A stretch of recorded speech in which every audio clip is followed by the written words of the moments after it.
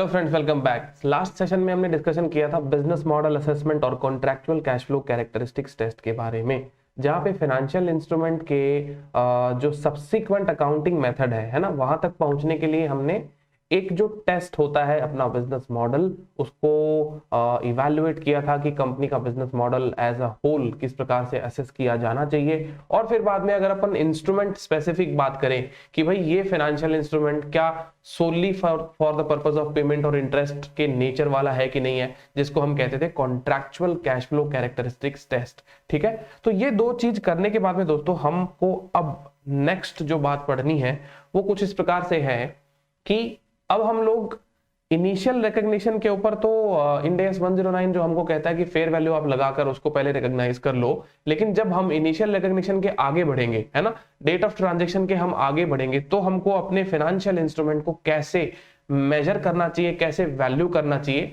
इन सारी चीजों के बारे में जानकारी हमको यहाँ पर इस पर्टिकुलर सेशन के माध्यम से प्राप्त होगी। ठीक है, तो जैसे कि मैंने आपको बताया था कि फाइनेंशियल इंस्ट्रूमेंट को सबसे पहले इनिशियल रिकॉग्नाइज, जब हम लोग उसको इनिशियली रिकॉग्नाइज करते हैं तो फेयर वैल्यू पे करते हैं, चाहे वो किस भी नेचर का फाइनेंशियल इंस्ट्रूमेंट हो। पहले दिन जब आप उसको रिकॉग्नाइज करोगे तो फर्स्ट डे ही वो फेयर वैल्यू पे रिकॉग्नाइज होगा। ठीक है, चलिए सर, फर्स्ट डे उसको आपने फेयर वैल्यू पे रिकॉग्नाइज कर लिया। हम लोग जब आगे क्वेश्चन आएंगे तो क्वेश्चंस के अंदर देख लेंगे कि किस प्रकार से हम फाइनेंशियल इंस्ट्रूमेंट को फेयर वैल्यू पे रिकॉग्नाइज करते हैं। ठीक है, नाउ फिर बाद में मैंने आपको ये कहा था कि सब्सिक्वेंट जब इसका मेजरमेंट होता है हमारे फाइनेंशियल इंस्ट्रूमेंट का, तो सब्सिक्वेंट मेजरमेंट के लिए दोस्तों हमको ये देखना है कि हमारे पास में कुछ मेथड्स अवेलेबल है ना, कुछ मेथड्स हमारे पास में अवेलेबल है। अब ये मेथड में से कौन सा मेथड हमको लगाना है, दैट इज आवर टास्क। ठीक है, वही हमारा जॉब है कि सर हम इन मेथड में से किस मेथड को पिकअप करें। जैसे कि आप यहाँ पे देख रहे हो, एक है आपका ACM जिसको हम कहते हैं अमोर्टाइज कॉस्ट मेथड, एक है आपका फेयर वैल्यू थ्रू P&L और एक होता है fair value through OCI। Now look at here, हमारे पास में यहाँ पर जो सब्सिक्वेंट मेजरमेंट के जो मेथड है उसमें दो मेथड आपको दिख रहे हैं जो कि फेयर वैल्यू बेस्ड है। दो मेथड जो है हमारे वो हैं दोस्तों फेयर वैल्यू बेस्ड, एक तो फेयर वैल्यू थ्रू P&L और एक फेयर वैल्यू थ्रू OCI। तो ये तो फेयर वैल्यू बेस्ड मेथड हो गए, है ना, ये क्या हो गए हमारे फेयर वैल्यू बेस्ड मेथड। ठीक है, और ACM का मतलब होता है अमोर्टाइज्ड कॉस्ट। अब ये नाम हमारे लिए बिल्कुल नए हैं क्योंकि हमने इनके बारे में आज तक पहले कभी पढ़ नहीं रखा है कि सर ये अमोर्टाइज कॉस्ट या फिर fair value through P&L, fair value through OCI, ये सब क्या होता है, इनके बारे में हम लोग अब डिस्कस करेंगे दोस्तों। ठीक है ना, तो यहां पर अब हम इन सब के बारे में कंफर्टेबली पढ़ पाएंगे बिकॉज यहां पर जो भी बातें हम पढ़ेंगे वो सारी की सारी बातें हमारी रिलेटेड होगी हमारे बिजनेस मॉडल के असेसमेंट और contractual cash flow characteristics test के ऊपर। ठीक है, तो यहां पे देखिए, सबसे पहले मैं आपको ACM मेथड के बारे में बताऊं, सारे मेथड्स के बारे में थोड़ी थोड़ी जानकारी देता हूं, फिर बाद में हम एक एक मेथड को इन डिटेल पिकअप करने वाले हैं। ठीक है, तो देखिए सर, सबसे पहले है हमारा अमोर्टाइज कॉस्ट मेथड। सर ये अमोर्टाइज कॉस्ट मेथड क्या होता है जरा बताइए। तो सबसे पहले हम डिस्कस करते हैं अमोर्टाइज्ड कॉस्ट मेथड के बारे में। ठीक है ना, अमोर्टाइज्ड कॉस्ट मेथड के बारे में। सर अमोर्टाइज कॉस्ट का मतलब क्या है, पहले तो ये बताओ, क्या ये कॉस्ट मेथड ही है क्या एक प्रकार से? हाँ, तो कहने का मतलब यही है कि ये जो मेथड है वो कॉस्ट बेसिस वाला ही मेथड है। जनरली जो डेट इंस्ट्रूमेंट होते हैं ना, डेट इंस्ट्रूमेंट, डेट तरीके के फाइनेंशियल एसेट्स आपके, है ना, और हम लोग अभी फाइनेंशियल एसेट्स के बारे में बात कर रहे हैं, फाइनेंशियल लायबिलिटी के बारे में हम लोग बाद में बात करेंगे। So right now what we are picking in the financial instrument that the only financial assets, उन्हीं के बारे में सारी बातें हो रही है। तो अमोर्टाइज कॉस्ट मेथड के बारे में अगर हम जानना चाहें सर कि ये अमोर्टाइज कॉस्ट है तो ये एक्चुअली है क्या सर, तो देखो दोस्तों, यहां पर अमोर्टाइज कॉस्ट का मतलब क्या है। जैसे सपोज करो एक कंपनी है, उसके पास में मान लो डेट इंस्ट्रूमेंट है, 12% डिबेंचर है। लेट से कि कंपनी के पास में हमारे पास है मान लो 12% डिबेंचर्स। ठीक है, अब आप इन डिबेंचर्स को कैसे वैल्यू करते हो, आप इन डिबेंचर्स को कैसे वैल्यू करते हो सर? मान लो इनकी फेस वैल्यू है 1 लाख रुपीज और आपने 1 लाख रुपए में इनका इन्वेस्टमेंट कर रखा है। ठीक है, आपने इसको 1 लाख रुपए में ही इन्वेस्ट कर रखा है और आपको क्या होगा, ये डिबेंचर्स पर सालाना 12% इंटरेस्ट मिलेगा। ठीक है, और आपको जब भी मैच्योरिटी पीरियड आएगा डिबेंचर्स का तो आपको अपना प्रिंसिपल जो है वो रीपे हो जाएगा, प्रिंसिपल आपका क्या हो जाएगा, रीपे हो जाएगा। तो कई बार क्या होता है ना कि जरूरी नहीं कि हमको 1 लाख के डिबेंचर 1 लाख में ही मिल जाए, 1 लाख रुपए के डिबेंचर हमको 1 लाख रुपए में मिल जा रही है। क्या हो गया, 1 सेकंड रुकिए, हाँ जी, 1 लाख रुपए के डिबेंचर हमको 1 लाख रुपए में ही मिल जाए ऐसा कोई जरूरी नहीं है। Sorry, I think artificial intelligence इसको समझ नहीं पा रहा है कि मैं क्या बनाना चाह रहा हूं और वो कुछ और ही बनाया जा रहा है। देखिए 1 लाख रुपीज, 1 लाख रुपीज, ठीक है, ये है हमारा 1 लाख रुपीज। जरूरी नहीं कि सर हम 1 लाख रुपए में ही इन डिबेंचर्स को खरीदें, है ना, हो सकता है हम 1 लाख से ज्यादा भी दें और हो सकता है हम 1 लाख से कम भी दें। दैट इज आवर कंसिडरेशन, है ना। मान लीजिए आपने 1 लाख के डिबेंचर को खरीदने के लिए 1,20,000 रुपए दे दिए, ठीक है। मान लीजिए आपने 1 लाख रुपए के डिबेंचर को खरीदने के प्रीमियम पे खरीदा, मार्केट में वैल्यू ज्यादा है उनकी, तो आपने 1,20,000 रुपए दे दिया, ठीक है। अब आपको क्या मिलेगा, आपने t इक्वल्स टू 0 पे आउटफ्लो कर दिया 1,20,000 का। अब बताऊं क्या होगा, हर साल आपको इस पर इंटरेस्ट मिलेगा 1 2 3 4, है ना, जो भी इसका मैच्योरिटी पीरियड रहेगा टिल डेट तक आपको इसका इंटरेस्ट जो है वो मिलता रहेगा। यानी यहां पर आपको इसका इंटरेस्ट का जो है इनफ्लो होता रहेगा, ठीक है ना, इंटरेस्ट आपको मिलता रहेगा हर साल, ये इंटरेस्ट आपको हर साल मिलता रहेगा। मान लो 4 साल की इसकी मैच्योरिटी है, 4 साल बाद में डिबेंचर का मान लो रिडम्पशन हो जाता है तो आपको इंटरेस्ट मिलता रहेगा और 4th ईयर के एंड में आपको अपना प्रिंसिपल भी वापस मिल जाएगा, आपको अपना प्रिंसिपल भी वापस मिल जाएगा। तो अब वैसे देखने में तो आपको ऐसे लग रहा होगा कि यहां पर इन डिबेंचर की रेट ऑफ इंटरेस्ट जो है वो 12% है। आपको ऐसे देखने में लग रहा है कि हाँ भाई इन डिबेंचर की रेट ऑफ इंटरेस्ट जो है वो 12% है, लेकिन यहां पर ये इंडेक्स आपको एक बहुत ही इंपॉर्टेंट और बहुत ही मतलब कहते हैं ना कि एक अनोखी चीज सिखाने वाला है कि ये जो 12% डिबेंचर की कूपन रेट है ना, that is not the exact interest rate of this particular debt instrument. तो ये अकाउंटिंग स्टैंडर्ड आपको क्या कहता है, ये अकाउंटिंग स्टैंडर्ड आपको ये कहेगा कि आप क्या करिए, पहले तो अपने डेट इंस्ट्रूमेंट का रेट ऑफ इंटरेस्ट जो है वो सही निकालो। रेट ऑफ इंटरेस्ट सही निकालो सर, 12% क्यों गड़बड़ है, क्योंकि 12% तो कंपनी आपको दे ही रहा है ना, तो फिर बाद में इसमें क्या गड़बड़ी है कि भाई ये 12% जो रेट ऑफ इंटरेस्ट की बात कर रहे हो आप, ये सही नहीं है, ऐसा कैसे हो गया। तो देखिए दोस्तों, आपको एक बात बताता हूं, है ना। अभी तो चलो आपको ये बात ऐसी लग रही होगी कि शायद मैं कुछ विचित्र प्रकार की बातें कर रहा हूं, चलिए तो आपको एक एग्जांपल और देता हूं। मान लीजिए कोई ऐसा डेट इंस्ट्रूमेंट है जहां पे आपने t इक्वल्स टू 0 पे 1 लाख रुपीज इन्वेस्ट कर दिए, ठीक है ना, और ये डेट इंस्ट्रूमेंट में आपको आपका प्रिंसिपल अमाउंट जो है वो मिलेगा मान लो 4th ईयर के एंड में। 4th ईयर के एंड में आपको मिलेगा आपका principal amount, end of 4th year, है ना, एंड ऑफ 4th ईयर में आपको अपना प्रिंसिपल अमाउंट जो है वो वापस मिल जाएगा। तो देखो आपने 1 लाख रुपए लगाए, ठीक है, और 1 लाख रुपए के बदले आपको मिलेंगे 1,80,000, 1,80,000। बीच में आपको कुछ भी नहीं मिलेगा, नो इंटरेस्ट, बीच में आपको कुछ भी इंटरेस्ट नहीं मिलेगा, ठीक है। सर क्या ऐसा कोई फाइनेंशियल इंस्ट्रूमेंट होता है? अरे फाइनेंशियल इंस्ट्रूमेंट की वेराइटीज तो पूरी कहते हैं ना कि लाइफ कम पड़ जाएगी, इतने प्रकार के फाइनेंशियल इंस्ट्रूमेंट डिजाइन होते हैं मार्केट के अंदर, है ना। तो इसलिए सर कोई हम कह नहीं सकते कि किस प्रकार का फाइनेंशियल इंस्ट्रूमेंट आपने प्रोक्योर किया है। अगर इन्वेस्टर देने के लिए तैयार है पैसा इस प्रकार के कॉन्ट्रैक्ट के लिए तो अच्छी बात है, आप उठाइए पैसा, ठीक है।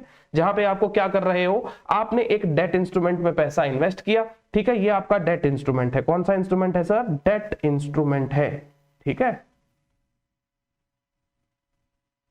और इस डेट इंस्ट्रूमेंट के ऊपर आपको कोई भी इंटरेस्ट नहीं देना है, ठीक है, लेकिन इसका रिडम्पशन कब हो रहा है? 4th ईयर में इसका रिडम्पशन हो रहा है। अब आप सोचना, देखिए 1 लाख रुपए का डेट इंस्ट्रूमेंट जिसके ऊपर आपको कोई ब्याज नहीं मिल रहा है और सीधा 4 साल बाद में आपको एक्स्ट्रा 80,000 रुपए मिल रहे हैं। आपने जीरो कूपन बॉन्ड के बारे में सुना होगा, आपने डीप डिस्काउंट बॉन्ड के बारे में सुना होगा अपने फाइनेंशियल मैनेजमेंट के सब्जेक्ट में, इंटरमीडिएट के सिलेबस में, है ना। तो वहां पर जरूर आपने शायद ऐसे प्रकार के फाइनेंशियल इंस्ट्रूमेंट के बारे में सुना होगा जहां पे आपको कोई भी इंटरेस्ट जो है नहीं मिलता और उनका प्रीमियम बहुत अपर अमाउंट पे होता है जिस वैल्यू पे उनको इश्यू किया जाता है। तो ये 1 लाख रुपए के डिबेंचर्स हैं, कई बार इनको 90,000 में इश्यू किया जाता है, कई बार 80,000 में इश्यू किया जाता है, और रिडीम इनको हम करते हैं कैसे? इन डिबेंचर इंस्ट्रूमेंट को रिडीम करते हैं हम लोग बहुत ही हैवी प्रीमियम पे या फिर फेस वैल्यू से ज्यादा। जैसे कुछ इंस्ट्रूमेंट्स ऐसे होते हैं कि 1 लाख का इंस्ट्रूमेंट है, आप उसके लिए 60,000 पे करिए, ठीक है, और उसका रिडम्पशन जो है वो फेस वैल्यू पे होगा। तो 60,000 रुपए आप लगा रहे हैं और 1,00,000 रुपए आपको वापस मिल रहे हैं, या फिर आपको 1,20,000 वापस मिल रहे हैं, ठीक है ना। तो ऐसे अब दुनिया जहान के फाइनेंशियल इंस्ट्रूमेंट है सर, पता नहीं एक एक की लिस्ट थोड़ी ना बनाते बैठेंगे कि किस में क्या है किस में क्या नहीं है।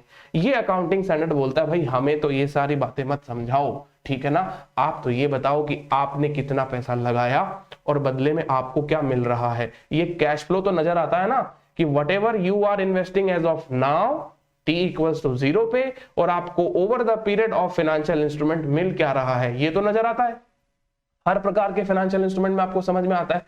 तो इसके लिए आप क्या करिए, चाहे आपका इंटरेस्ट रेट है नहीं, उससे हमें कोई मतलब नहीं है, चाहे आपके कॉन्ट्रैक्ट में इंटरेस्ट रेट जो दिया हुआ है उससे भी हमें कोई मतलब नहीं है। हमें तो मतलब जिस रेट से है उस रेट का नाम है इफेक्टिव इंटरेस्ट रेट, ठीक है ना। तो ये अमोर्टाइज कॉस्ट मेथड जो है दोस्तों वो कहता है कि आप करिए इफेक्टिव इंटरेस्ट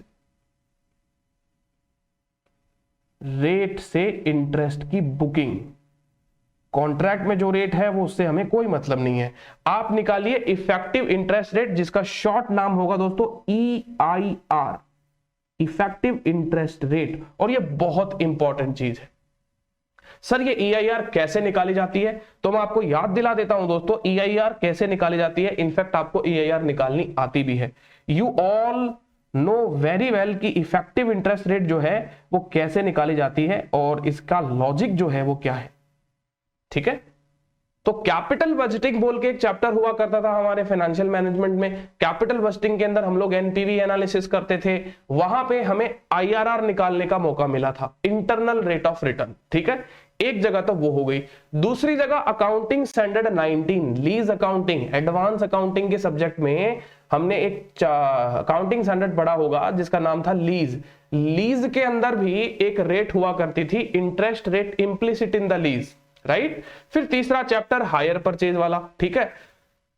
हायर परचेज में भी हमको कई बार क्या होता था कि कैश फ्लो के बेसिस के ऊपर एक इंटरेस्ट रेट निकालनी होती थी। तो हम लोग कैसे निकालते थे, ट्रायल एरर करके, 2 रेट का ट्रायल एरर करते थे।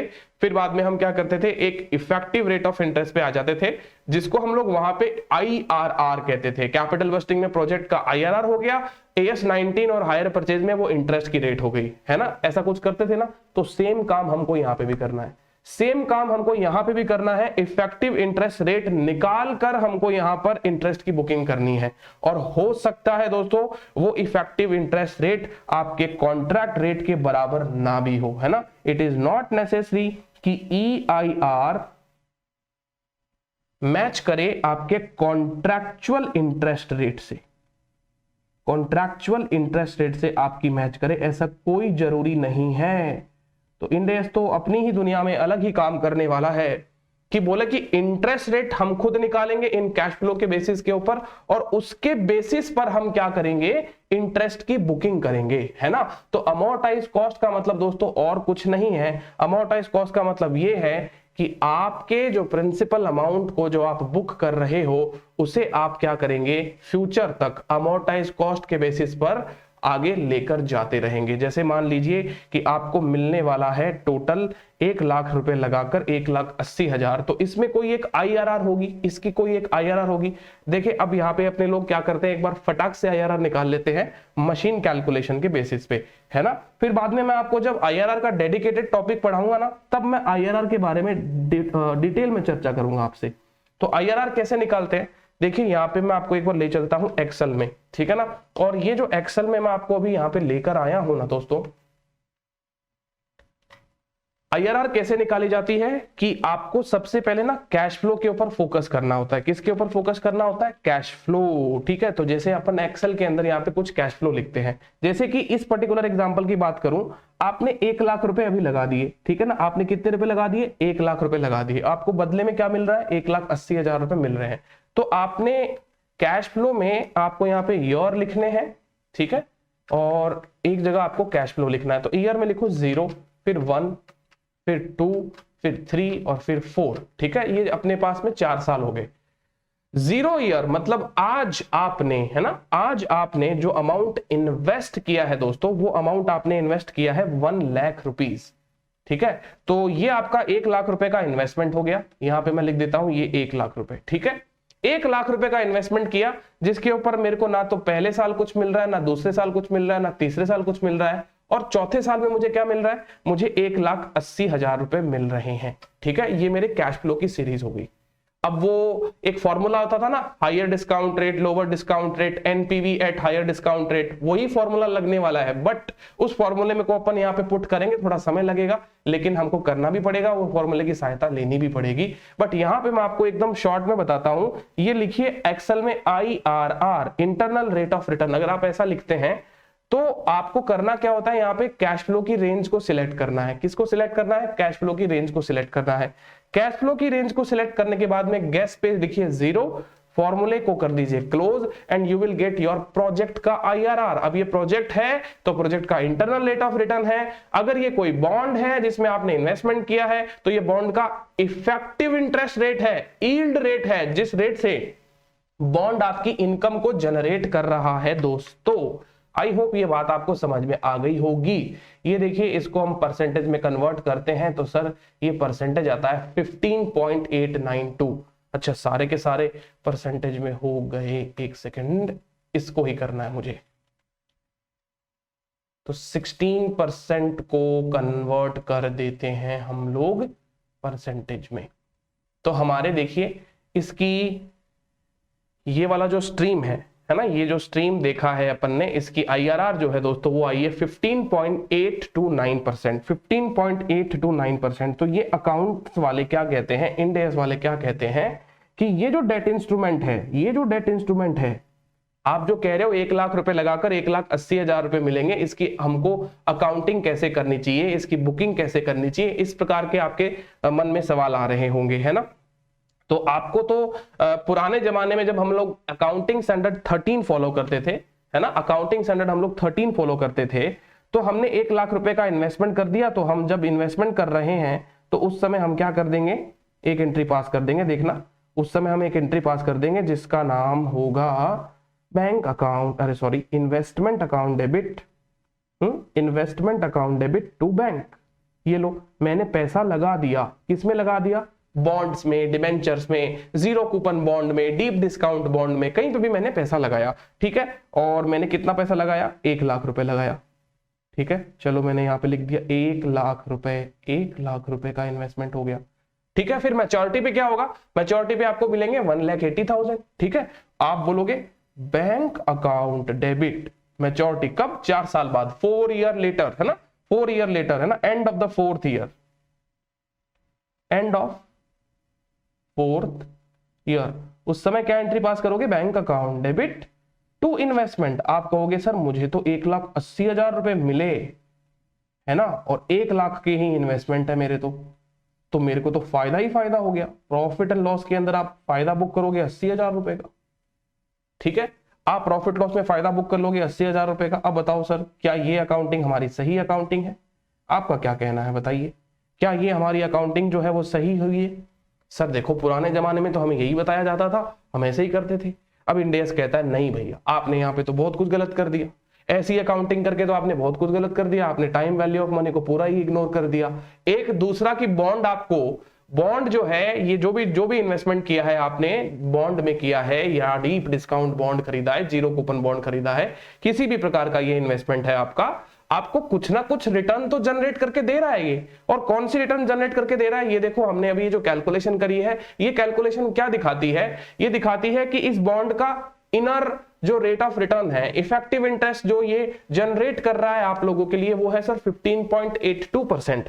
तो अगर ये 15.82% है तो दोस्तों एक बात बताइए, क्या ये बॉन्ड आपको सालाना कुछ अक्रूवल बेसिस पर इंटरेस्ट जनरेट करके दे रहा है? या मान लीजिए अगर मैं आपको ये कहूं कि चौथे साल के एंड में इसका रिडम्पशन हो रहा है, अगर इसका रिडम्पशन अगर मान लीजिए 0 ईयर के बाद में, मान लीजिए 1st ईयर में रिडम्पशन होता तो क्या होता, आपको इतने ही मिलते क्या, 180 मिलते क्या मैच्योरिटी? अगर इसका 2nd ईयर में रिडम्पशन होता तो 180 मिलता क्या? 3rd ईयर में होता तो 180 मिलता क्या? नहीं सर, कम मिलता हमको। 3rd ईयर में और कम मिलता, 2nd में उससे भी ज्यादा कम, 1st में उससे भी ज्यादा कम। तो कहने का मतलब definitely time value of money आपको इंटरेस्ट अक्रू करके दे रही है, जिसको हम पुराने अकाउंटिंग स्टैंडर्ड के जमाने में बिल्कुल भी इग्नोर कर दिया करते थे। ठीक है, वो हम यहां पे नहीं होने देंगे। अब ये स्टैंडर्ड क्या कहता है, आपको क्या करना है, अब उस इंटरेस्ट रेट से अकाउंटिंग करनी है, आपको उस इंटरेस्ट रेट से क्या करनी है, अकाउंटिंग करनी है। अब ये अकाउंटिंग देखो कैसे होती है, आपको मैं यहां पर इस अकाउंटिंग के बारे में भी समझाता हूं। देखिए दोस्तों, तो फ्रेंड्स अमोर्टाइज कॉस्ट और ये इफेक्टिव इंटरेस्ट रेट किस प्रकार से हमको अकाउंटिंग करने के लिए और नंबर्स को मेजर करने के लिए हेल्प करती है, तो आइए जानते हैं इसके बारे में। देखिए हम जो हायर परचेज का चैप्टर पढ़ा करते थे अपने आईपीसीसी में, ठीक है ना, वैसे ही कुछ एक टेबल बनाने वाले हैं अपने लोग, और उस टेबल के बेसिस पे हम आपको अमोर्टाइज कॉस्ट के बारे में सिखाएंगे। ठीक है, तो देखिए ये आपका ओपनिंग फाइनेंशियल एसेट्स है, और ये जो ओपनिंग फाइनेंशियल एसेट्स होगा आपका, जो कि आपने 1 लाख रुपए इन्वेस्ट किया है अपने फाइनेंशियल इंस्ट्रूमेंट में, इसको आपको इंटरेस्ट जो कि आपको बुक करना है EIR, that means effective interest rate से आपको क्या करना है, इंटरेस्ट को बुक करना है। तो ये इंटरेस्ट आपको यहाँ पे बुक करना है, एंड उसके बाद में अगर आपके पास में कोई रीपेमेंट वगैरह आ गया है, ठीक है ना, रीपेमेंट इन द सेंस ये कि अगर आपके फाइनेंशियल एसेट्स का कोई इंस्टॉलमेंट वाइज रिडम्पशन हो रहा है, जैसे कि आपको हर साल कुछ ना कुछ पैसा मिलता है, तो वो कैश फ्लो का रीपेमेंट आपको ऐसे लिखना है यहाँ पे, और फिर बाद में क्लोजिंग फाइनेंशियल एसेट्स ऐसे आपको इसका क्लोजिंग जो बैलेंस है वो निकाल लेना है। ठीक है, तो बेसिकली ये जो टेबल है ना, इस टेबल को हम लोग क्या कहेंगे, financial assets amortisation table, fat.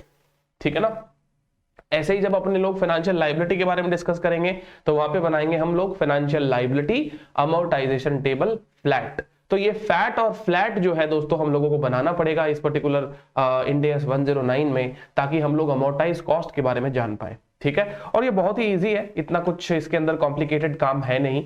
जैसे कि हमारा 1 लाख रुपए का ओपनिंग फाइनेंशियल एसेट्स था, ठीक है, अब आपको क्या करना है, इस 1 लाख रुपए के ओपनिंग फाइनेंशियल एसेट्स पर ये आपका जो इंटरेस्ट है ना, 1 सेकेंड,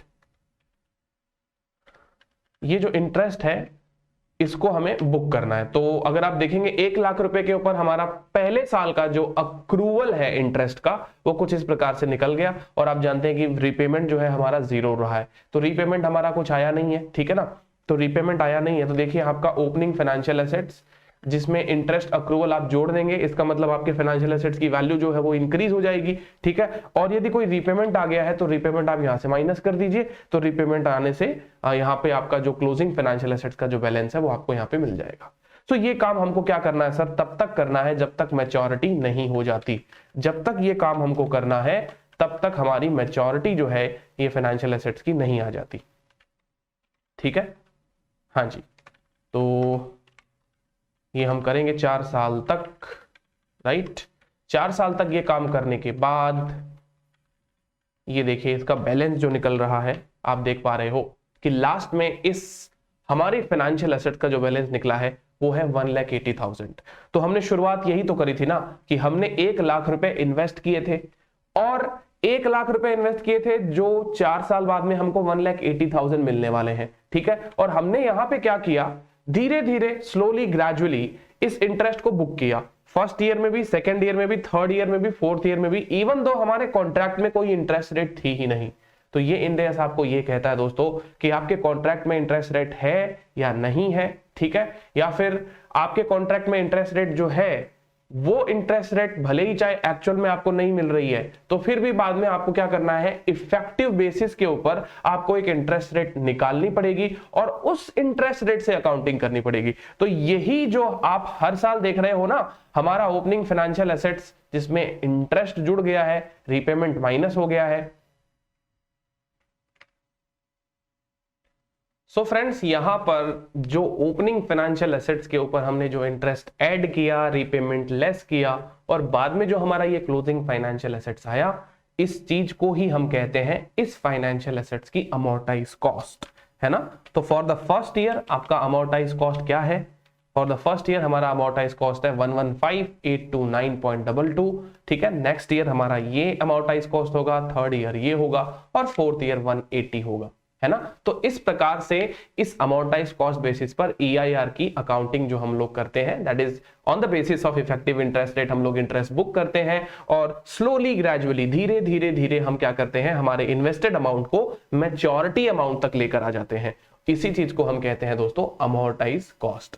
वैसे दिखने में तो ये कॉस्ट है, लेकिन क्या होता है इसके अंदर हम लोग हिडन इंटरेस्ट का इफेक्टिव इंटरेस्ट बेसिस पे क्या करते हैं, अक्रूवल बेसिस पर अकाउंटिंग करते हैं। Is that clear to all of you? क्या ये क्लियर हो गया आप सबको? तो चलिए अब मैं आपको लेकर आ जाता हूं हमारे इस पर्टिकुलर स्लाइड पे, और ये स्लाइड में मैंने आपको कल बताया था कि हम जो इन्वेस्टमेंट की अकाउंटिंग करते हैं, है ना, तो इन्वेस्टमेंट की अकाउंटिंग हम लोग जब पुराने जमाने में करते थे तो वो AS 13 के बेसिस पे करते थे। अब हम लोग कैसे करते हैं, इसकी अकाउंटिंग जो करेंगे वो 109 दैट इज इंड AS 109 के बेसिस पे करेंगे। और यहाँ पे आप जैसा कि देख पा रहे थे कि ये इन्वेस्टमेंट जो हमारा है वो 1 लाख रुपीज का है, और ये जो 1 लाख रुपीज का हमारा इन्वेस्टमेंट है, इसको हम लोग अगर मैच्योरिटी तक होल्ड करके रखते हैं तो मैच्योरिटी पे इसका 180 मिलता है। तो आपके प्रॉफिट लॉस में कितना अमाउंट जा रहा है, 80,000 अमाउंट जा रहा है। तो अब हमारी अकाउंटिंग अब कैसे इससे अलग हो जाएगी। हम जो अब अकाउंटिंग करेंगे दोस्तों, पहली फर्स्ट डे को आपके investment account debit which is financial assets, first date को तो ये एंट्री सेम रहेगी, है ना, जब आप इन्वेस्टमेंट कर रहे हो। फिर बाद में क्या होगा, 4 ईयर तक हमको इंटरेस्ट की अकाउंटिंग करनी पड़ेगी, है ना। 4 ईयर तक हम लोग इंटरेस्ट की अकाउंटिंग करेंगे। 4 ईयर तक ये अकाउंटिंग होगी क्या, 4 ईयर तक ये अकाउंटिंग क्या होगी सर, 4 ईयर तक हम लोग फाइनेंशियल एसेट्स के अंदर ये जो हमारा इंटरेस्ट है, फाइनेंशियल एसेट्स अकाउंट डेबिट, ठीक है ना, financial assets account debit to interest income, है ना, टू इंटरेस्ट इनकम, ये इनकम हमको बुक करनी पड़ेगी। और ये इनकम हम कैसे बुक करेंगे, एज पर दी ACM table, amortise cost table के बेसिस पर हम ये एंट्री जो है वो बुक करेंगे। फर्स्ट ईयर का, सेकंड ईयर का, थर्ड ईयर का, फोर्थ ईयर का रिस्पेक्टिवली हमको इंटरेस्ट रिकॉग्नाइज करना है। इंटरेस्ट इनकम को हर साल हम लोग P&L में ट्रांसफर कर देंगे। ये जो भी हमारी इंटरेस्ट इनकम होगी, so interest income that will be transferred to the profit and loss statement, statement of P&L, right. और जब मैच्योरिटी होगी आपकी, है ना, तो 4th ईयर में आपको एक एंट्री पास करनी है which is bank account debit to financial assets. 4th year में आप लोग क्या एंट्री पास कर देंगे, bank account debit to financial assets. तो 4th ईयर में आपको टोटल जो अमाउंट मिलेगा वो कितना मिल जाएगा, 1,80,000 रुपीज मिल जाएंगे, है ना। तो 4th ईयर में देखो P&L में क्या गया, एक साथ गेन ट्रांसफर नहीं हुआ, जो पहले हमने 80,000 का ट्रांसफर कर दिया था। अब हमारा गेन कैसे ट्रांसफर हो रहा है P&L में, अब हमारा जो गेन ट्रांसफर हो रहा है वो हो रहा है सर, यहां से नंबर्स मैं कॉपी कर लेता हूं, देखिए कितना है सर, फर्स्ट ईयर का हमारा इंटरेस्ट, फर्स्ट ईयर का इंटरेस्ट है 15, राउंड ऑफ करके ले लेता हूं, एक सेकेंड, इनको हम कर लेते हैं राउंड ऑफ, हाँ जी। तो फर्स्ट ईयर में है सर 15,829, सेकेंड ईयर में 18,335, ओके, थर्ड ईयर में 21,327 और फोर्थ ईयर में 24,599, 24,599। तो देखिए दोस्तों यहां पर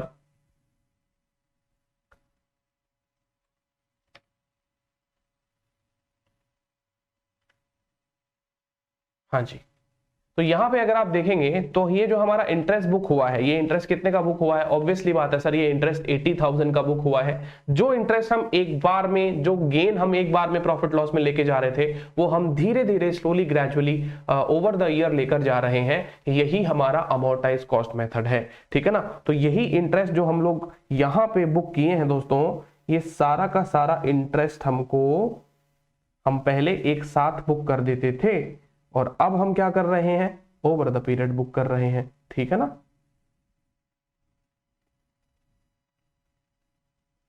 तो ये इस प्रकार से हमारा इंटरेस्ट जो इनकम है वो बुक हो जाएगा।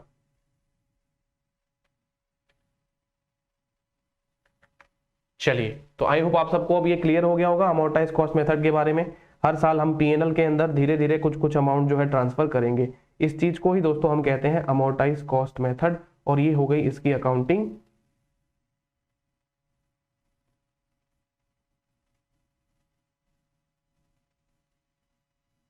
ये लीजिए, ठीक है। तो शॉर्टकट में मैंने आपको सारी की सारी एंट्री भी समझा दी, और जब आपका मैच्योरिटी आएगा तो मैच्योरिटी वाले दिन क्या होगा, हम सब लोग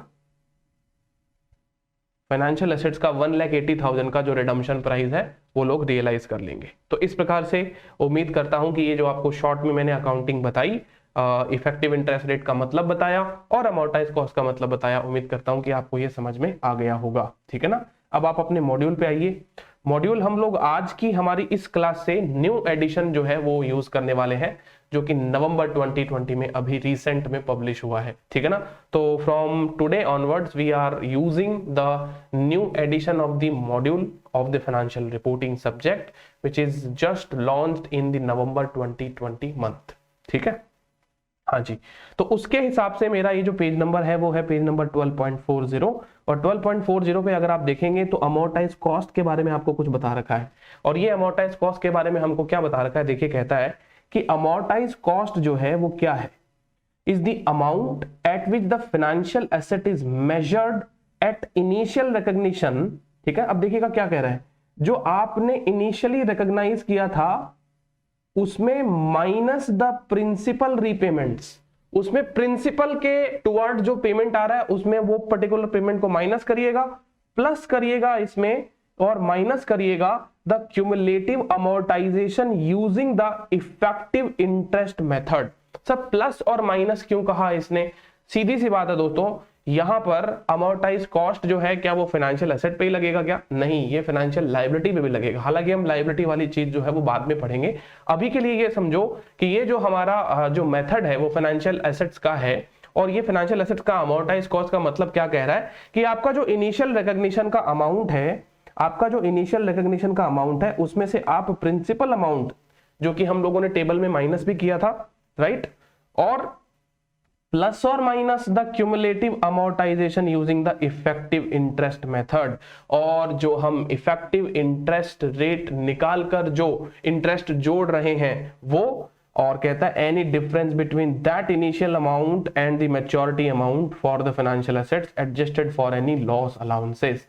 अब सर ये कह रहा है कि इनिशियल अमाउंट जो है और ये जो आपका मैच्योरिटी अमाउंट है, हमारे वाले क्वेश्चन में इनिशियल अमाउंट कितना था 1 लाख, मैच्योरिटी अमाउंट कितना था 1,80,000, ठीक है। तो धीरे धीरे हम 1 लाख को 1,80,000 पे रिस्टोर कर रहे हैं। अब ये कह रहा है कि इसको आपको लॉस अलाउंसेस के साथ में एडजस्ट और करना है, ठीक है, adjusted for any loss allowances. Sir ये लॉस अलाउंसेस का मतलब क्या होता है, सीधी बात है, अगर आपके फाइनेंशियल एसेट्स कभी इंपेयर हो गए तो उसके लिए हमको लॉस अलाउंस बनाना पड़ेगा, ठीक है। इंपेयर होने का मतलब ये कि आप जितनी वैल्यू का फाइनेंशियल एसेट दिखा रहे हो, कल को उसकी रियलाइजेबिलिटी में कुछ दिक्कत हो गई, कंपनी की क्रेडिट रिस्क खत्म हो गई, जो कंपनी आपको रीपे कर रही है, या कंपनी इंसॉल्वेंट होने जा रही है, तो ऐसी कंडीशन में आपके फाइनेंशियल एसेट जो है वो इंपेयर हो सकते हैं, और इंपेयर्ड फाइनेंशियल एसेट्स पर आपको लॉस का अलाउंस बनाना पड़ता है। तो लॉस अलाउंस को आपको उसमें एडजस्ट करना। तो ये इसकी पूरी एक प्रकार से डेफिनेशन हो गई दोस्तों।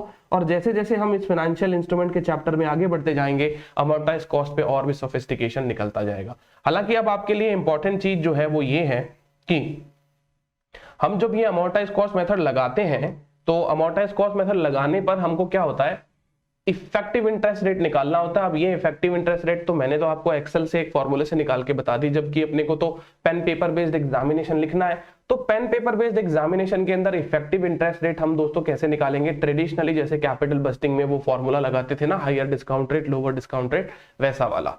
तो उम्मीद करता हूं कि अमोर्टाइज कॉस्ट का जो आपका पूरा जो मेथड है वो एकदम अच्छे से क्लियर हो गया होगा।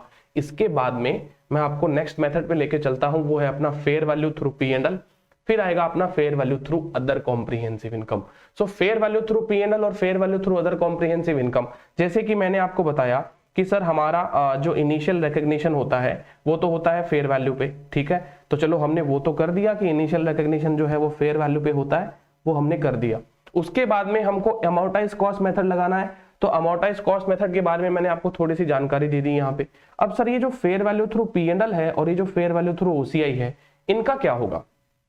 तो देखिए दोस्तों, हमारे एसेट्स में, दैट मींस फाइनेंशियल एसेट्स की वैल्यू में अगर ऊपर नीचे कोई फ्लक्चुएशन हो रहा है, और उस फ्लक्चुएशन को हम लोग कंटिन्यूअसली रिकॉर्ड करते हैं। भाई कहते हैं ना कि मार्क टू मार्केट आप अपने एसेट्स को वैल्यू करो। मार्क टू मार्केट का मतलब अगर मार्केट की वैल्यू बढ़ गई है तो आप अपनी एसेट्स की वैल्यू भी बढ़ा लो, अगर मार्केट की वैल्यू गिर गई है तो आप अपनी एसेट्स की वैल्यू गिरा दो। तो सर ये एसेट्स की वैल्यू बढ़ाएंगे और एसेट्स की वैल्यू गिराएंगे तो इससे एक इंपैक्ट तो हमारा फाइनेंशियल एसेट्स में जाएगा। अगर मान लो आपका इन्वेस्टमेंट है, वो इन्वेस्टमेंट की वैल्यू 10 रुपया है, अब मान लो उसकी मार्केट वैल्यू चेंज होकर 12 रुपए हो गई, तो आपने इन्वेस्टमेंट की वैल्यू 12 रुपए कर तो दी, अभी जो 2 रुपए का आपको फायदा हुआ है इस फायदे को आप कहां पे रिकॉर्ड करोगे, ठीक है। और मान लो अगर इसकी वैल्यू गिर जाती तो ये जो गिरावट हुई है इस गिरावट को हम लोग कहां पे रिकॉर्ड करेंगे, that is the fair value through profit and loss and fair value through other comprehensive income. दोस्तों तो ये फेयर वैल्यू थ्रू पीएनएल और फेयर वैल्यू थ्रू ओसीआई का मतलब सिर्फ इतना ही है कि हम लोग ये फेयर वैल्यू जो करेंगे हमारे इंस्ट्रूमेंट को, इसका गेन लॉस हमको किस स्टेटमेंट में बुक करना है, वो प्रॉफिट एंड लॉस के स्टेटमेंट में बुक करना है या वो अदर कॉम्प्रिहेंसिव इनकम में बुक करना है। इसके लिए चलो मैं आपको दोस्तों एक जगह पे लेके चलता हूं जहां पे मैंने आपको एक बात बता रखी थी। जब हम लोग शेड्यूल 3 पढ़ा करते थे तो शेड्यूल 3 के अंदर मैंने आपको एक बात बताई थी और वो बात कुछ इस प्रकार से थी कि मैं आपको बता रहा था अदर कॉम्प्रिहेंसिव इनकम के बारे में। और अदर कॉम्प्रिहेंसिव इनकम के बारे में हम लोगों ने कुछ ज्यादा क्लैरिटी वहां पे एस्टैब्लिश नहीं करी थी, क्योंकि अदर कॉम्प्रिहेंसिव इनकम एक ऐसी चीज है जिसमें जो लाइन आइटम्स आते हैं, है ना, वो लाइन आइटम्स जो है वो हमारे इंड एस से रिलेटेड है, बहुत सारे इंड एस से रिलेटेड है और वो इंड एस हम अभी जानते नहीं है। लेकिन आज मैं आपको पहली बार ये अदर कॉम्प्रिहेंसिव इनकम के बारे में कुछ बात जो है वो सिखाने जा रहा हूं, और ये कहता है कि जो अपनी अदर कॉम्प्रिहेंसिव इनकम है ना, ये शेड्यूल 3 की बातें अपन वापस डिस्कस कर रहे हैं दोस्तों। वापस शेड्यूल 3 का आप जो अपना मॉड्यूल था, है ना, फाइनेंशियल रिपोर्टिंग, जिसके बारे में हम लोगों ने डिस्कशन किया था शेड्यूल 3 के रिगार्डिंग, उस पे मैं आपको वापस ले आया हूं। और यहाँ पे मैं आपको ये बताना चाह रहा हूं कि अदर कॉम्प्रिहेंसिव इनकम में कौन कौन से आइटम आ रहे हैं और हमारे इंड एस 109 से उसका क्या रिलेशन है, ठीक है ना। अब ये कहता है कि अदर कॉम्प्रिहेंसिव इनकम में दोस्तों 2 प्रकार के items that will not be reclassified, मतलब ऐसे आइटम को हम कहते हैं दोस्तों OCI NR, नॉन रिक्लासिफाइबल आइटम्स। यानी ये आइटम हमेशा आपके अदर कॉम्प्रिहेंसिव इनकम में ही रहेंगे, कभी भी प्रॉफिट लॉस में ट्रांसफर नहीं होंगे। तो कुछ आइटम तो ये हो गए आपके, ठीक है, और कुछ आइटम इसमें ये होते हैं कि items that will be reclassified to profit and loss, तो इसको हम कहते हैं दोस्तों OCI, other comprehensive income reclassifiable R, OCI R और OCI NR। ये बातें तो शायद मैंने आपको शेड्यूल 3 के समय बताई भी थी कि इन दोनों का मतलब क्या होता है। तो चलिए दोस्तों यहाँ पे कुछ बातें अपन देखते हैं जो हमारे इंड एस 109 से रिलेटेड है, वो बातों को हम देखेंगे यहाँ पे, ठीक है ना। जैसे कि एक बात तो है हमारी चेंजेस इन रिवैल्यूएशन सरप्लस, ये भी हम लोग अभी समझ सकते हैं कि रिवैल्यूएशन सरप्लस का मतलब क्या है। अब देखो दोस्तों, हमारा रिवैल्यूएशन सरप्लस जनरली कहां पे आता है, हमारे जो प्रॉपर्टी प्लांट इक्विपमेंट है, कैपिटल एसेट जो है, उनकी वैल्यू में जो चेंज होता है ना, उससे हमको रिवैल्यूएशन सरप्लस जनरेट होता है, ठीक है ना। तो प्रॉपर्टी प्लांट इक्विपमेंट को बढ़ाने या घटाने से होने वाला गेन और लॉस आपका अदर कॉम्प्रिहेंसिव इनकम में आता है, ठीक है ना। अब ये remeasurement of defined benefit plan है। अब ऐसा करते हैं अपन, ये सारी चीजों को ना पढ़ते हुए सिर्फ इंड एस 109 की बात पढ़ते हैं इसमें, ठीक है ना। तो इंड एस 109 की बात अगर आप पढ़ेंगे तो उसमें आपको पॉइंट नंबर मिलेगा पढ़ने लायक, वो है point number 3, right, point number 3। अभी के लिए पॉइंट नंबर 3 ही हम पढ़ेंगे और यहां पर पॉइंट नंबर 2 पढ़ेंगे, ठीक है। बस ये पॉइंट 3 और पॉइंट 2 पढ़ेंगे, बाद में जैसे जैसे हमारे इंड एस 109 में टॉपिक होते जाएंगे हम इस OCI को भी डिकोड करते जाएंगे। चलो सर पॉइंट नंबर 3 के बारे में पढ़ते हैं। ये कहता है equity instruments through other comprehensive income. इसका मतलब कोई भी कंपनी जिसके पास में इक्विटी इंस्ट्रूमेंट है ना, और इक्विटी इंस्ट्रूमेंट का फेयर वैल्यू हम कैसे कर रहे हैं, इक्विटी इंस्ट्रूमेंट का फेयर वैल्यू दोस्तों हम कर रहे हैं यहाँ पे fair value through OCI, fair value through OCI। इसका मतलब हमारे बैलेंस शीट में इक्विटी इन्वेस्टमेंट है जो हमने किसी दूसरे एंटिटी के खरीद रखे हैं, तो क्या हम उसको फेयर वैल्यू थ्रू OCI कर सकते हैं क्या? ये बात तो हमको इंड एस 109 बताएगा, लेकिन इंड एस 109 कहेगा कि चलो ठीक है भाई, तुम OCI के अंदर उसका गेन लॉस लेके चले जाओ। तो ये आइटम कौन सा है? NR वाला है, नॉन रिक्लासिफाइबल आइटम है। इसका मतलब ये गेन लॉस अगर इसमें अदर कॉम्प्रिहेंसिव इनकम में आ गया तो कभी वापस पीएनएल में नहीं जा पाएगा, ये यहीं पे रहेगा। ठीक है, तो एक चीज तो ये हो गई हमारी। ओसीआई के अंदर क्या हो गया सर, एक तो इक्विटी इंस्ट्रूमेंट का काम हो गया। ठीक है, दूसरा सर, दूसरा और क्या है, दूसरा है अभी अभी हमने पढ़ा debt instrument through other comprehensive income. यानी हमने अभी डेट इंस्ट्रूमेंट को अमोर्टाइज्ड कॉस्ट पे देखा था, अब ये कह रहा है कि डेट इंस्ट्रूमेंट की फेयर वैल्यू में अगर कुछ उतार चढ़ाव हो रहा है तो वो भी आप फेयर वैल्यू थ्रू ओसीआई कर सकते हो। इसका मतलब क्या सर, डेट इंस्ट्रूमेंट के ऊपर फेयर वैल्यू मेथड लग सकता है apart from amortised cost method. अब ये सारी बातें हम सबको कह रहे हैं ना कि इन सब चीजों के रिगार्डिंग हमको क्यूरियोसिटी जनरेट हो रही होगी कि डेट इंस्ट्रूमेंट के आखिरकार सर मेथड कितने होते हैं, क्या तीनों होते हैं क्या, fair value through P and L, fair value through OCI और अमोर्टाइज्ड कॉस्ट मेथड। फिर बाद में बात करते हैं सर डेट के बाद में दूसरा इंस्ट्रूमेंट क्या है सर, इक्विटी इंस्ट्रूमेंट। ठीक है ना, दो ही तो इंस्ट्रूमेंट है, डेट और इक्विटी, और उसके बाद में जो तीसरे इंस्ट्रूमेंट होते हैं वो तो हाइब्रिड नेचर के होते हैं जिसके अंदर दोनों प्रकार के गुण होते हैं। तो इक्विटी इंस्ट्रूमेंट है तो क्या इक्विटी इंस्ट्रूमेंट के ऊपर भी तीनों मेथड लगते हैं, amortised cost, fair value through PNL और फेयर वैल्यू थ्रू ओसीआई। तो ये सब इन्हीं सारी बातों को जानने के लिए दोस्तों आपको अब मैं ले चल रहा हूं हमारे एक बहुत ही अच्छे, बहुत ही शानदार कॉन्सेप्ट के ऊपर।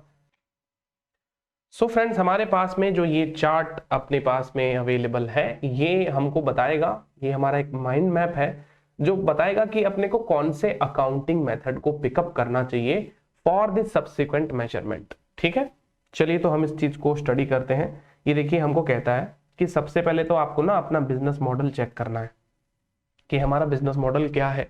भाई हमारा बिजनेस मॉडल तीन प्रकार का होता है, होल्ड और सेल, और तीसरा जो होता है अपना वो क्या होता है, तीसरा जो होता है सर वो होता है सेल वाला बिजनेस मॉडल। तीन प्रकार के बिजनेस मॉडल हो सकते हैं। तो अगर हमारा होल्ड वाला बिजनेस मॉडल नहीं होता है तो वो फिर वो होल्ड और सेल वाला हो सकता है, होल्ड और सेल वाला भी नहीं है तो फिर बाद में वो सेल वाला बिजनेस मॉडल हो सकता है। ठीक है ना, तो ये तीन बिजनेस मॉडल को हमको रिस्पेक्टिवली क्या करना है, चेक करना है। सबसे पहले बिजनेस मॉडल चेक करिए आप कि बिजनेस मॉडल आपका hold to collect contractual cash flow वाला है। The answer is yes. तो आपको आगे बढ़ना है और ये देखना है कि क्या आपके कॉन्ट्रेक्चुअल कैश फ्लो जो है वो रिप्रेजेंट करते हैं क्या solely for the purpose of payment of principal and interest on principal amount outstanding के टेस्ट को। ठीक है, अगर एसपीपीआई टेस्ट को ये मीट करते हैं सीसीएफ, तो ये देखना है कि अगर आपका एसपीपीआई टेस्ट मीट हो जाता है ना, कि आपका सीसीएफ जो है वो एसपीपीआई टेस्ट को पास कर लेता है, तो फिर आपको ये देखना है कि कहीं एंटिटी ने suo motu fair value option तो नहीं लगा दिया। सर ये क्या बात हुई, एंटिटी बिजनेस मॉडल के हिसाब से अकाउंटिंग मेथड को सिलेक्ट करेगा ना, अपने आप से किसी भी इंस्ट्रूमेंट के ऊपर फेयर वैल्यू थोड़ी ना लगा सकता है। तो देखो इसका आंसर होता है यस, एंटिटी किसी भी इंस्ट्रूमेंट के ऊपर फेयर वैल्यू मेथड लगा सकता है, उसको पूरी की पूरी छूट है इसके ऊपर, है ना। तो ऐसा क्यों होता है सर, बेसिकली इंडेस जो है वो फोकस किसके ऊपर करते हैं, फेयर वैल्यू पे करते हैं। तो किसी इंस्ट्रूमेंट को हमने फेयर वैल्यू कर दिया तो वो तो बहुत अच्छी बात है ना, वो तो बहुत ही बढ़िया बात है। अगर आप हर एक इंस्ट्रूमेंट की फेयर वैल्यू कर रहे हो तो फिर कोई दिक्कत वाली बात ही नहीं है ना। इंडेस को तो दिक्कत तब होती है जब किसी चीज का फेयर वैल्यू करना चाहिए और आप नहीं कर रहे। तो यहाँ पे ये जो टेस्ट है हमारा कि आपका बिजनेस मॉडल भी होल्ड करने वाला, सीसीएफ भी एसपीपीआई टेस्ट को पास कर जाते हैं, फिर भी हम एसपीपीआई टेस्ट पास करने के बाद में फेयर वैल्यू लगा सकते हैं क्या, द आंसर इज यस, हम फेयर वैल्यू मेथड लगा सकते हैं। और जनरली कई केस में क्या होता है ना, जब अकाउंटिंग मिसमैच होते हैं हमारे, ठीक है, अकाउंटिंग मिसमैच के केस में हम लोग ये फेयर वैल्यू लगाते हैं। अकाउंटिंग मिसमैच पे हमने अभी डिटेल पे चर्चा नहीं करी है, ठीक है ना, तो अकाउंटिंग मिसमैच पे हम डिटेल में डिस्कशन करेंगे कभी बाद में, नॉट एज ऑफ नाउ। तो अकाउंटिंग मिसमैच को आप होल्ड पे रख लीजिए, लेकिन बाकी इतनी बात आप समझ के रखिए कि किसी भी इंस्ट्रूमेंट को फेयर वैल्यू किया जा सकता है, ठीक है। तो फिर बाद में यदि कंपनी ने फेयर वैल्यू कर लिया है किसी इंस्ट्रूमेंट को तो बाद में देखो हम कुछ कर नहीं सकते, लेकिन हाँ अगर फेयर वैल्यू एंटिटी ने सुओ मोटो नहीं किया है तो सर सीधी बात है, अगर सीसीएफ एसपीपीआई टेस्ट पास कर जाएं तो आपको अमोर्टाइज कॉस्ट मेथड जो है वो लगाना है। चलिए सर फिर दूसरी बात करते हैं, hold to collect contractual cash flow business model. ये हमारा नहीं है कि हम हमारे कैश फ्लो को क्या करते हैं, मैच्योरिटी तक कलेक्ट करते हैं, ऐसा हमारा बिजनेस मॉडल नहीं है। हमारा बिजनेस मॉडल है होल्ड और सेल करने वाला। होल्ड के साथ साथ में हम सेल भी कर देते हैं जब मन में आएगा, जब हमको अच्छा लगेगा, जब वैल्यू ज्यादा मिलेगी तो हम क्या कर देंगे, सेल कर देंगे। तो ऐसी कंडीशन में हमारा बिजनेस मॉडल होल्ड करने वाला तो नहीं रहा। फिर भी बाद में अगर होल्ड और सेल करने वाली वैरायटी का हमारा बिजनेस मॉडल है तो आपको ये चेक करना है कि कि जब तक हम उनको होल्ड करते हैं तो क्या हमारे कॉन्ट्रैक्चुअल कैश फ्लो जो है वो एसपीपीआई टेस्ट को पास करते हैं कि नहीं करते। भाई हमारा बिजनेस मॉडल भले ही होल्ड और सेल करने वाला है, लेकिन अब होल्ड और सेल करते हुए भी हमारे जो contractual cash flow characteristics test है वो solely for the purpose of payment of principal और इंटरेस्ट है कि नहीं है। अगर यस, इसका आंसर यस में है, अगर इसका आंसर यस में है दोस्तों, तो फिर बाद में आपको ये चेक करना है कि एंटिटी ने फिर से कहीं फेयर वैल्यू मेथड तो लगाया कि नहीं लगाया। अगर फेयर वैल्यू मेथड लगा दिया तो फिर तो अब क्या कर सकते हैं, लेकिन अगर फेयर वैल्यू मेथड नहीं लगाया तो आपको यहां पर हम कहेंगे कि अब आप अपने इंस्ट्रूमेंट को फेयर वैल्यू थ्रू ओसीआई करेंगे। और ये जो ओसीआई होगा दोस्तों, ये होगा आपका रिक्लासिफाइबल आर, मतलब ओसीआई आर कहेंगे हम इनको। अभी बताया था मैंने आपको थोड़ी देर पहले कि अदर कॉम्प्रिहेंसिव इनकम रिक्लासिफाइबल। तो कहने का मतलब अमोर्टाइज्ड कॉस्ट मेथड सिर्फ और सिर्फ एक कैटेगरी के इन्वेस्टमेंट पर ही एप्लीकेबल है, जहां पे आपका बिजनेस मॉडल क्या होना चाहिए, होल्ड करने वाला। कैश फ्लो कैसे होनी चाहिए, एसपीपीआई टेस्ट को पास करने वाले। एंटिटी ने फेयर वैल्यू नहीं लगाया है तो हम क्या लगा सकते हैं, अमोर्टाइज कॉस्ट लगा सकते हैं। इसका मतलब यदि हमारा बिजनेस मॉडल अगर होल्ड करने वाला नहीं है तो ऐसे इंस्ट्रूमेंट पे अमोर्टाइज कॉस्ट मेथड कभी लग ही नहीं सकता। इसका मतलब अमोर्टाइज कॉस्ट केवल एक ही कैटेगरी के, एक ही वैरायटी के फाइनेंशियल इंस्ट्रूमेंट पे लगता है जिनका बिजनेस मॉडल होल्ड करने वाला हो और जिनके कैश फ्लो जो है एसपीपीआई टेस्ट को पास कर गए हो, ठीक है, और एंटिटी ने फेयर वैल्यू खुद से नहीं लगाया है उन इंस्ट्रूमेंट के ऊपर, और वैसे इंस्ट्रूमेंट को हम अमोर्टाइज कॉस्ट पे लेकर जाएंगे। लेकिन अगर होल्ड और सेल वाला हुआ तो भी हमें अमोर्टाइज कॉस्ट की इजाजत नहीं है, तो हम मैक्सिमम क्या कर सकते हैं, उसको फेयर वैल्यू तो हमें करना ही पड़ेगा, फेयर वैल्यू तो हमें उसको करना ही पड़ेगा। भाई हमने जो फेयर वैल्यू लगाया है वो थ्रू पीएनएल लगाया होता तो कोई दिक्कत नहीं है, लेकिन अब हम फेयर वैल्यू थ्रू पीएनएल नहीं करते हुए उसको फेयर वैल्यू थ्रू ओसीआई करना चाह रहे हैं। सर ये लोग ये फेयर वैल्यू थ्रू पीएनएल और थ्रू ओसीआई क्यों करते हैं, मतलब पीएनएल से करने में क्या दिक्कत है और ओसीआई करने में क्या बेनिफिट है, क्या एडवांटेज है दोस्तों। तो इसके बारे में मैं आपसे चर्चा करूंगा। पहले एक बार अपना ये माइंड मैप खत्म कर लेते हैं अपने लोग, फिर मैं आपको ये रैशनल और ये लॉजिक भी बताऊंगा कि लोग जो है वो ओसीआई के अंदर फेयर वैल्यू क्यों करते हैं और पीएनएल में क्यों नहीं करते। ठीक है, चलिए, तो अपना पहला बिजनेस मॉडल क्या हुआ, होल्ड वाला। दूसरा बिजनेस मॉडल होल्ड और सेल वाला। अगर दोनों ही पास नहीं हुए तो बताओ हमारा बिजनेस मॉडल जो है वो क्या होगा।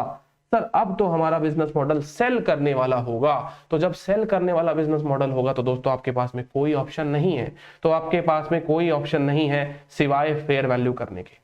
सिवाय फेयर वैल्यू करने के आपको फेयर वैल्यू करना ही पड़ेगा, आपको फेयर वैल्यू करना ही पड़ेगा। ऐसे कौन से इंस्ट्रूमेंट हैं सर जिनका बिजनेस मॉडल जो है वो सेल करने वाला होता है, जनरली हमारे equity investments, equity instrument of another enterprise, जहां पे हम हमारी एक कंपनी है। देखो इंडेस वालों का क्या कहना है, इंडेस वाले कहते हैं कि जो कंपनी किसी दूसरे कंपनी के इक्विटी शेयर्स खरीदता है ना, वो इसीलिए खरीदता है क्योंकि उसका ऑब्जेक्टिव ट्रेड वाला है ना, उसका ऑब्जेक्टिव क्या है, ट्रेड वाला है। अब भले ही चाहे आपका ऑब्जेक्टिव ट्रेड वाला नहीं हो, आप एक स्ट्रैटेजिक इन्वेस्टर हैं जहां पे आप क्या करते हैं, किसी दूसरे कंपनी का शेयर परचेज करके रखे हुए हैं ताकि उसमें ग्रोथ होती रहे। अरे भाई आप दूसरे कंपनी की ग्रोथ के बारे में क्यों सोच रहे हो, खुद की कंपनी की ग्रोथ के बारे में सोचो, खुद कंपनी का बिजनेस बढ़ाओ, है ना, खुद के कंपनी की ग्रोथ करो। दूसरे कंपनी में इन्वेस्टमेंट करने का मतलब यही है ना कि आप दूसरे कंपनी की ग्रोथ से कुछ पैसा कमाना चाह रहे हो। तो यहां पर इंडेस कहता है कि भाई नहीं, आप ये लोग जो दूसरे कंपनी के शेयर परचेज करते हो ना, आपका मॉडल हमेशा ये सेल करने वाला ही होता है। ठीक है, लेकिन कुछ एंटरप्राइज ने कहा नहीं हम सेल करने वाले नहीं है, हम तो होल्ड करते हैं। और वैसे भी बात आप जानते हो, इक्विटी इन्वेस्टमेंट के अंदर होल्ड तो मॉडल लग ही नहीं सकता ना, क्योंकि होल्ड मॉडल उन्हीं इंस्ट्रूमेंट में लग सकता है जिनकी कोई रीपेमेंट और मैच्योरिटी की डेट, रिडम्पशन की डेट क्या हो, कोई फिक्स हो।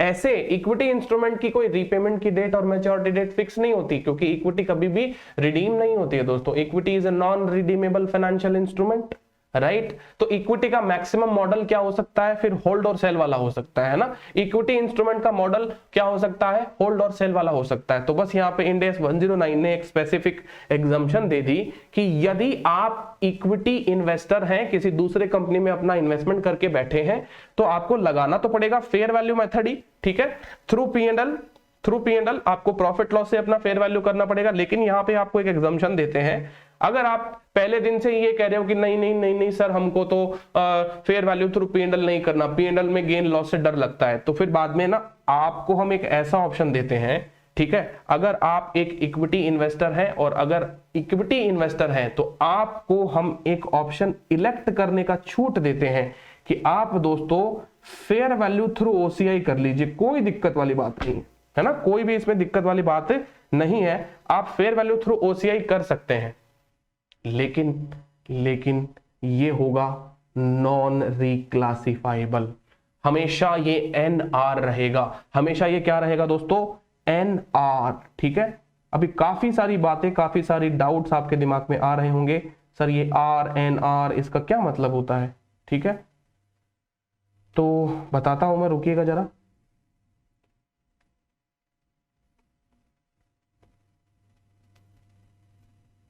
हाँ जी, तो ये fair value through OCI NR का मतलब ये हुआ कि आप अदर कॉम्प्रिहेंसिव इनकम में उसके गेन लॉस बुक करेंगे और कभी भी वो पीएनएल में नहीं जा पाएंगे, कभी भी वो पीएनएल में नहीं जा पाएंगे, क्योंकि इंड एस यहां पे आपको डिमोटिवेट करना चाहता है दोस्तों। इंड एस आपको अदर कॉम्प्रिहेंसिव इनकम में डालने से इस चीजों को डिमोटिवेट करना चाहता है, क्योंकि इंड एस चाहता है कि ये गेन लॉस आपके पीएनएल में जाए।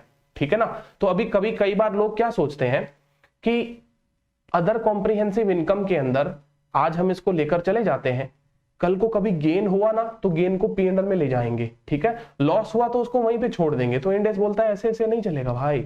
ठीक है, आप गेन को बाद में सब्सिक्वेंटली रिक्लासिफाई कर दोगे पीएनएल में, तो वो हम ऐसा थोड़ी ना होने देंगे। तो फिर आज यदि आप इनको ओसीआई में लेकर जाना चाहते हैं तो that is a irrevocable option, जिसको आप रिवोक नहीं कर सकते। ये आपका अब इररिवोकेबल ऑप्शन है दोस्तों, irrevocable option to measure the fair value gain loss in other comprehensive income। फिर देखिए दोस्तों, मैं आपको बताता हूं कि ये जो लोग हैं ना ओसीआई और पीएनएल अलग अलग क्यों करते हैं। तो देखिए दोस्तों, ओसीआई जो है वो बिजनेस परफॉर्मेंस के ऊपर बिलीव नहीं करता है, मतलब अदर कॉम्प्रिहेंसिव, भारत का यही मानना है कि अदर कॉम्प्रिहेंसिव इनकम में जाने वाली सारी जो इनकम है हमारी, वो हमारी बिजनेस परफॉर्मेंस को मेजर नहीं करती। पता है आपको, ईपीएस के अंदर ओसीआई चीज जो है, हम जो अर्निंग पर शेयर निकालते हैं ना कंपनी का, तो उसके अंदर ओसीआई वाली कोई भी इनकम को काउंट नहीं करते हैं, है ना। हम अदर कॉम्प्रिहेंसिव इनकम की कोई इनकम को काउंट नहीं करते while calculating the earning per share. तो फिर उससे क्या होता है कि जो पर्सन पीएनएल में, जो एंटरप्राइज पीएनएल में उस चीज को ट्रांसफर करते हैं ना, तो उससे क्या होता है कि उनके बिजनेस में जो परफॉर्मेंस आती है, जो प्रॉफिट निकलते हैं, वो प्रॉफिट क्या स्टेक होल्डर्स को पता चलता है कि हाँ भाई इस कंपनी ने इतना प्रॉफिट कमाया। तो अगर उस प्रॉफिट में इक्विटी इंस्ट्रूमेंट का फेयर वैल्यू गेन होगा तो वो परफॉर्मेंस को डिपिक्ट कराएगा कि भाई हाँ भाई हमारे कंपनी ने इतना प्रॉफिट कमा लिया, अगर हम लोग ये वाला गेन वहां पे ट्रांसफर कर देंगे तो। लेकिन दिक्कत वो भी हो जाएगी, अगर इक्विटी इंस्ट्रूमेंट में लॉस हो गया तो आपका बिजनेस जो है वो लॉस में भी चला जाएगा। ठीक है, तो आपकी परफॉर्मेंस जो है वो प्रॉफिट लॉस से छलकती है दोस्तों। और अदर कॉम्प्रिहेंसिव इनकम के अंदर हम जनरली कहते हैं ना कि अनरियलाइज्ड इनकम को ट्रांसफर करते हैं। अनरियलाइज्ड का मतलब क्या होता है, जैसे कि पड़ी चीज है, कोई एसेट है जिसकी रिवैल्यूएशन होकर उसकी वैल्यू बढ़ गई, तो भारत का जो फेयर वैल्यू है उसके ऊपर अभी भी थोड़ा सा कहते हैं ना कि मतलब डाउटफुल सिचुएशन बना रखी है कि भाई फेयर वैल्यू को वो अभी भी थोड़ी सी प्रायोरिटी कम देते हैं, लेकिन आईएफआरएस जो स्टैंडर्ड्स हैं वो फेयर वैल्यू को एकदम सही वैल्यू मानते हैं। तो कुछ ऐसी चीजें हैं जो हम लोग पीएनएल में नहीं लेकर जाते, वो हम अदर कॉम्प्रिहेंसिव इनकम में लेके जाते हैं। इसके रिगार्डिंग मैंने आपको बात बताई थी दोस्तों, ये देखिए जो मैंने आपसे डिस्कस किया था, वो डिस्कस यही किया था कि हमारे इक्विटी इंस्ट्रूमेंट सिर्फ इक्विटी इंस्ट्रूमेंट की बात करी गई है, अगर थ्रू अदर कॉम्प्रिहेंसिव इनकम इनकी फेयर वैल्यू आपने करी है तो इसके ऊपर हम एनआर लगा देंगे, क्योंकि हम तो चाहते हैं कि ये पीएनएल में जाए। अब आप चाहते हो कि ये पीएनएल में नहीं जाए, तो इसका मतलब यही है कि आपको डर लग रहा है कि कहीं इक्विटी के अंदर आपको लॉस हो गया तो वो पीएनएल डिस्ट्रॉय कर देगा, इसलिए आप उसको अदर कॉम्प्रिहेंसिव इनकम में रखते हो। जैसे मान लो आपके पास में 100 रुपए का ये इन्वेस्टमेंट है, ठीक है, ये 20 रुपीज की वैल्यू इसकी बढ़ गई, तो आज ये 100 रुपीज का है, 20 रुपीज का अब आपको गेन बुक करना पड़ेगा। अब ये गेन कहां पे बुक करें, पीएनएल में बुक करें या ओसीआई के अंदर बुक करें, ये हमारी चर्चा का विषय है। ठीक है, फिर जब आप इसको बेचेंगे, मान लो आप इसको बेच रहे हैं, तो आपके पास में पैसा आ जाएगा 120 रुपीज आ जाएगा, और ये जो 20 रुपए का फेयर वैल्यू गेन हुआ था, आज ये क्या हो जाएगा, रियलाइज हो जाएगा। तो अब जब ये रियलाइज होता है ना दोस्तों, तो इंडेस कहता है कि इस रियलाइजेशन के गेन को आप प्रॉफिट लॉस में लेकर जा सकते हो। इसी चीज को हम कहते हैं रिक्लासिफाइबल टू P&L। इसी चीज को कहते हैं अपने लोग रिक्लासिफाइबल टू P&L। लेकिन जब ये गेन लॉस आपका रियलाइज हो जाता है और इंडेस आपके ऊपर रिस्ट्रिक्शन लगा देता है, एक इररिवोकेबल ऑप्शन लगा देता है कि नहीं, अब तो चाहे ये रियलाइज हुआ है या ये अनरियलाइज हुआ है, हम आपको अब इसको वापस P&L में ले जाने की अनुमति नहीं देंगे। दैट इज नोन एज दोस्तों NR, नॉन रिक्लासिफाइबल। तो यहां पर अगर आप इक्विटी इंस्ट्रूमेंट को अदर कॉम्प्रिहेंसिव इनकम से रीमेजर कर रहे हो सब्सिक्वेंट मेजरमेंट के ऊपर, तो हम फिर आपको एक ही मेथड दे सकते हैं, that is fair value through other comprehensive income. If you don't want to disturb your regular P&L, then you can go with fair value through other comprehensive income, but the option is embedded with them is the non reclassifiable option. और वो gain loss फिर आपको कभी भी हम P&L में नहीं लेकर जाने देंगे। या तो आप P&L में ले जाओ आज ही, है ना, हम तो आपको कह ही रहे हैं ना कि इक्विटी इंस्ट्रूमेंट को फेयर वैल्यू करो। भाई हम तो यही मानते हैं कि इक्विटी इंस्ट्रूमेंट का मॉडल जो है वो ट्रेड करने वाला मॉडल है, सेल करने वाला मॉडल है। आप उसको सारे इंस्ट्रूमेंट को P&L में लेकर चले जाओ आज ही, फिर हम आपको कोई दिक्कत नहीं होने देंगे। कोई ऐसा NR वगैरह की आपको चिंता करने की दरकार नहीं है। लेकिन अगर आपको ऐसा लगता है कि हमारे इक्विटी इंस्ट्रूमेंट से हमारे P&L डिस्टर्ब हो सकता है, आपको शेयर मार्केट में भारी लॉस हो सकता है, तो आप फिर बाद में उस इंस्ट्रूमेंट को OCI पे रीमेजर करिए। लेकिन आपको OCI पे रीमेजर करेंगे तो आपको हम कभी भी उसका गेन और लॉस P&L में नहीं लाकर देने देंगे। Is that clear? ठीक है, तो ये वाली बात तो हो गई OCI NR। सर एक दूसरी बात और भी देखी थी हमने यहाँ पे, हाँ सर, एक OCI R नेचर का गेन है। सर ये किस पे है? ये है हमारा debt instrument through other comprehensive income. और सर डेट इंस्ट्रूमेंट में थ्रू अदर कॉम्प्रिहेंसिव इनकम कब हो सकता है? सर डेट इंस्ट्रूमेंट पे तो जनरली अमोर्टाइज कॉस्ट लगता है। हाँ, डेट इंस्ट्रूमेंट पे जनरली अमोर्टाइज कॉस्ट लगता है, लेकिन वो डेट इंस्ट्रूमेंट जिनका बिजनेस मॉडल क्या है, होल्ड वाला नहीं है, होल्ड और सेल वाला है, तो ऐसे डेट इंस्ट्रूमेंट को इंडेस ने क्या कहा है कि उनका फेयर वैल्यूएशन होना चाहिए। अब रही बात फेयर वैल्यूएशन होना चाहिए, तो यहां पर इंडेस क्या कहता है कि चलो भाई, यहां पे आप जो फेयर वैल्यूएशन करोगे हम आपको अनुमति देते हैं कि आप अदर कॉम्प्रिहेंसिव इनकम में कर लीजिए अभी, बाद में आप उसको रिक्लासिफाई कर सकते हो प्रॉफिट लॉस के अंदर, बाद में आप उसको क्या कर सकते हो, रिक्लासिफाई कर सकते हो प्रॉफिट लॉस में। इसलिए मैंने क्या कहा, देखिए जो डेट इंस्ट्रूमेंट आपका कौन सा टेस्ट पास नहीं करे, बिजनेस मॉडल का सबसे पहले तो इंपॉर्टेंट चीज कि उसका बिजनेस मॉडल होल्ड और कलेक्ट वाला अगर नहीं होता है ना, होल्ड और कलेक्ट वाला अगर नहीं होता है, तो फिर बाद में उस प्रकार के डेट इंस्ट्रूमेंट पर कभी भी अमोर्टाइज कॉस्ट मेथड नहीं लगाया जा सकता। उस पे स्ट्रिक्टली फेयर वैल्यू लगाना ही पड़ेगा हमको। और अगर अपन उस पे स्ट्रिक्टली फेयर वैल्यू मेथड लगाएंगे तो फेयर वैल्यू के लिए यहां पर आपको ऐसे मतलब नहीं कहा गया कि चलो आपको स्ट्रिक्टली P&L ही लगाना है, आप अदर कॉम्प्रिहेंसिव इनकम यूज कर लीजिए। और अदर कॉम्प्रिहेंसिव इनकम अगर आप यूज करेंगे तो हम आपको रिक्लासिफिकेशन का बेनिफिट दे देंगे। ठीक है ना, किसका बेनिफिट दे देंगे? रिक्लासिफिकेशन का बेनिफिट दे देंगे। अब आप बोलोगे सर कि सर इन लोगों को रिक्लासिफिकेशन का बेनिफिट क्यों दिया, डेट इंस्ट्रूमेंट वालों को, और इक्विटी वालों को क्यों नहीं दिया? क्योंकि दोस्तों जो डेट इंस्ट्रूमेंट वाले हैं, जिनके पास में डेट इंस्ट्रूमेंट है, किसी कंपनी के पास में डेट इंस्ट्रूमेंट है, तो रही बात यह कि डेट इंस्ट्रूमेंट के अंदर जो भी आपका गेन और लॉस है, जो भी आपका गेन लॉस है, वो जब भी आपको रियलाइज होगा, ठीक है ना, वो गेन लॉस जब भी आपको रियलाइज होगा, तो आपके उस गेन लॉस के रियलाइजेशन के पीछे आपका जो बिजनेस मॉडल था वो ये नहीं था कि डेट इंस्ट्रूमेंट को आप खरीद बेच कर उसके ऊपर प्रॉफिट कमाएं।